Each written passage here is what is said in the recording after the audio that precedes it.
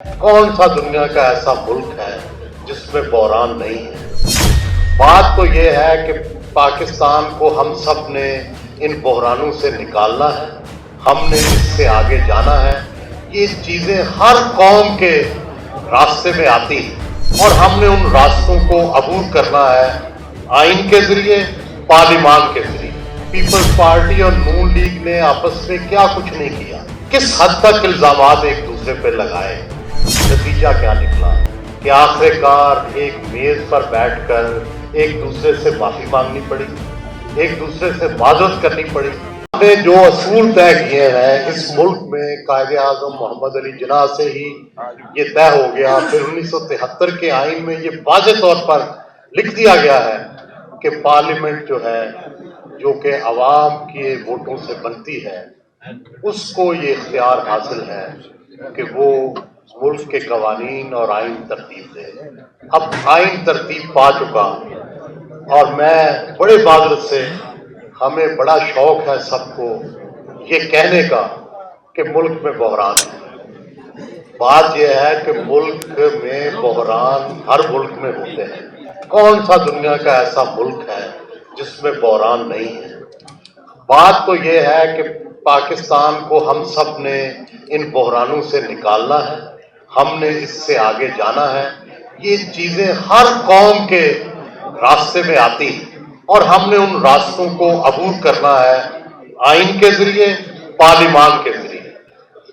बाकी प्रॉब्लम क्या है कि हमारी जो सियासी जमातें हैं, जाहिर है अवाम का इजहार सियासी जमातों के जरिए ही मुमकिन है और सियासी जमातों के अंदर जहां बड़ी खूबियां हैं, जहां वो आवाम की तर्जमानी करती हैं।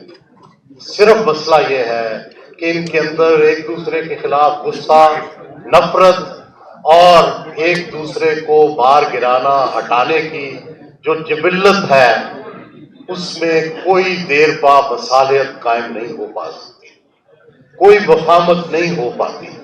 हम में से एक फौज का इत्तेहादी होता है और हम में से दूसरा फौज का निशाना होता है। जब तक ये होता रहेगा, ये सिलसिला इसी तरह चलता रहेगा। मैं अर्ज ये करना चाहता हूं कि क्या पीपल्स पार्टी और नून लीग ने आपस में क्या कुछ नहीं किया, किस हद तक इल्जामात एक दूसरे पर लगाए, नतीजा क्या निकला कि आखिरकार एक मेज पर बैठकर एक दूसरे से माफी मांगनी पड़ी, एक दूसरे से माजरत करनी पड़ी और फिर कोई 10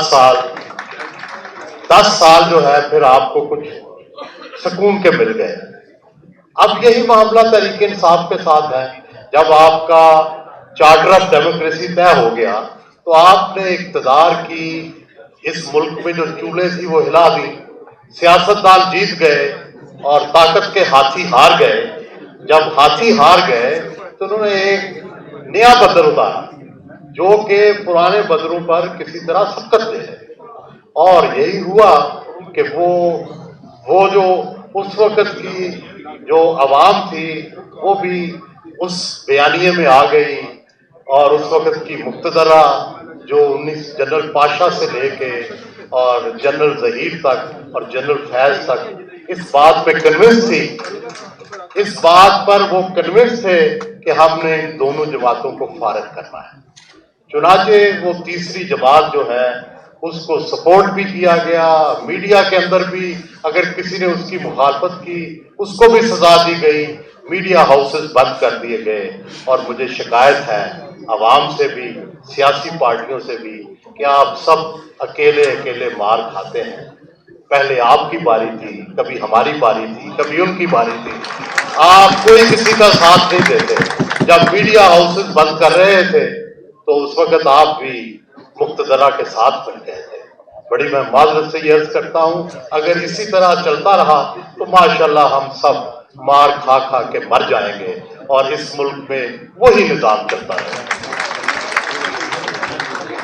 बाकी रह गई कि बहुत ही अच्छी बात है कि मसालियत होनी चाहिए, वफामत होनी चाहिए, एक नया जो तरीका है वो खुलना चाहिए, लेकिन चंद बुनियादी बातें तय होनी चाहिए कि जिस तरह चार्टर ऑफ डेमोक्रेसी में ये तय हुआ था کہ ہم دونوں فوج کی مدد سے ایک دوسرے کا اقتدار نہیں چھینیں گے۔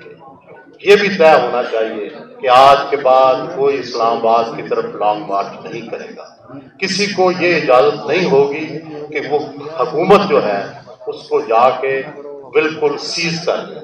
اور دوسرا یہ بھی طے کیا جائے کہ آئین کے جو بنیادی نکات ہیں ان سے ماورا کوئی چیز نہیں، نہ مصالحت، نہ مصلحت، نہ طاقت۔